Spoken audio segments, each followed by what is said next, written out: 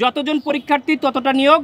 কোনো রিটেন পরীক্ষা ভাইবা হয়েছে কিনা, কোনো সার্কুলার হয়েছে কিনা কেউ জানে না। শিশু হাসপাতাল অথরিটিকে বলতে চাই, এই নিয়োগকে অবিলম্বে বাতিল ঘোষণা করতে হবে। এই নিয়োগ অবৈধ, এই নিয়োগ আমরা মানি না। রাতের আধারে ভোট যেমন বৈধ ছিল 18 সালের 24 সালের, এটা ঠিক ওরকম বৈধতা।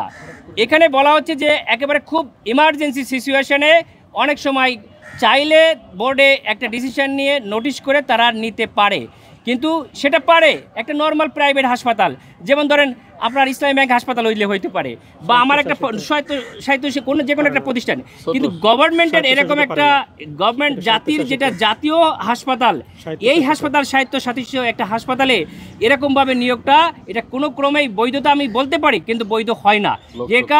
যে বৈধতা যে ধরনের মানে লোকচক্ষুর অগোচরে নিজেরা যতজন পরীক্ষার্থী ততটা নিয়োগ, কোনো রিটেন পরীক্ষা ভাইবা হয়েছে কিনা, কোনো সার্কুলার হয়েছে কিনা কেউ জানে না, শুধুমাত্র তারাই জানেন। এটা আমরা বললাম তো, শেখ হাসিনার নির্বাচনও ছিল 18 সালের নির্বাচনে সম্পূর্ণ বৈধ তারা বলে থাকে।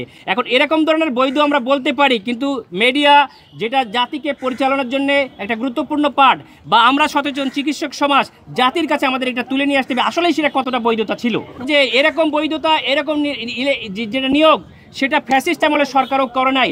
আমরা কেন সেটা করতে যাব? এত বড় একটা সুন্দর জাতীয় ইনস্টিটিউশনে এসে যাব। আমাদের যেখানে সুযোগ আছে আমরা সার্কুলার দিয়ে মেধার ভিত্তিতে আমরা অবশ্যই নিয়োগে যাব। তাদের যোগ্যতা নিয়ে প্রশ্ন হচ্ছে যে কোনো ব্যাক টেবিলে কোনো লেনদেন বা যে কোনোভাবে হবে, সেখানে অবশ্যই যোগ্যতার কম্প্রোমাইজ থাকবেই। যদি তাদের যোগ্যতা থাকে তাহলে তারা সামনে পরীক্ষা নিয়োগের মধ্যে ফাইট করে তারা আসবে। আমরা অবশ্যই যে কোনো বিষয়ের পরিচালক প্রশাসন তাদেরকেই আমরা দায়ী করছি, যারা নিয়োগ বোর্ডে যারা সাইন করছেন।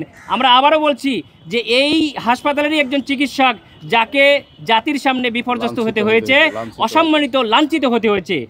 আমরা এই প্রশাসনের শ্রদ্ধেয় স্যারদেরকে অতীব বিনয়ের সহিত বলতে চাই, আপনারা এগুলো দেখে জাতির কাছে শিক্ষা নিন এবং জাতির সামনে আপনাদের যে সারা জীবন যে একটা শ্রদ্ধার পর্যায়ে আপনারা থাকেন, ছাত্রদের কাছে, চিকিৎসকদের কাছে আপনারা শ্রদ্ধার আসনে থাকার চেষ্টা করেন।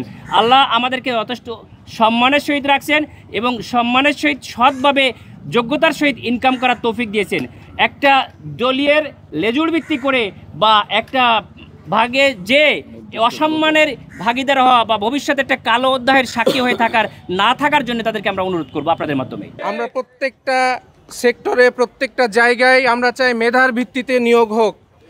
বাংলাদেশ শিশু হাসপাতাল অথরিটিকে বলতে চাই এবং বাংলাদেশ গভর্নমেন্ট তথা স্বাস্থ্য মন্ত্রণালয়কে বলতে চাই, এই ধরনের প্রতিষ্ঠানগুলোতে যখন নিয়োগ হবে আপনারা বিজ্ঞপ্তি দেন, আপনারা দরখাস্ত আহ্বান করেন, আপনারা পরীক্ষা নেন, যেখানে পরিষ্কার ট্রান্সপারেন্সি থাকবে। মেধার ভিত্তিতে নিয়োগ হবে। পরীক্ষায় যারা প্রথম, দ্বিতীয়, তৃতীয় স্থান অধিকার করবে আপনারা তাদের লিখিত পরীক্ষা নেবেন, ভাইবা নেবেন, এরপরে আপনারা নিয়োগ দিবেন। আপনারা কোনো রাজনৈতিক দলের বিশেষ লেজুর বৃত্তিতা এবং বিশেষ লবিংয়ে বিবেচনায় নিয়ে কাউকে নিয়োগ দিবেন না। তাহলেই আমাদের ভবিষ্যৎ বাংলাদেশ নিয়ে আমরা স্বপ্ন দেখতে পারবো, একটি সুন্দর বাংলাদেশ গড়ে তোলার জন্য আমরা কাজ করতে পারবো। বিগত স্বৈরাচার আমল থেকে যদি এই আমলের কোনো তফাৎ না হয়, তাহলে জুলাই আন্দোলন এবং পরবর্তী বাংলাদেশে আমরা কি পেলাম, কি পাচ্ছি, আমি প্রশ্ন রেখে যেতে চাই। এবং এই শিশু হাসপাতাল অথরিটিকে বলতে চাই, এই নিয়োগকে অবিলম্বে বাতিল ঘোষণা করতে হবে। এই নিয়োগ অবৈধ, এই নিয়োগ আমরা মানি না এবং নতুন প্রজ্ঞাপন দিয়ে প্রকাশ্যে পরীক্ষা নিয়ে মেধার ভিত্তিতে হাসপাতালে মেডিকেল অফিসার নিয়োগ দিতে হবে।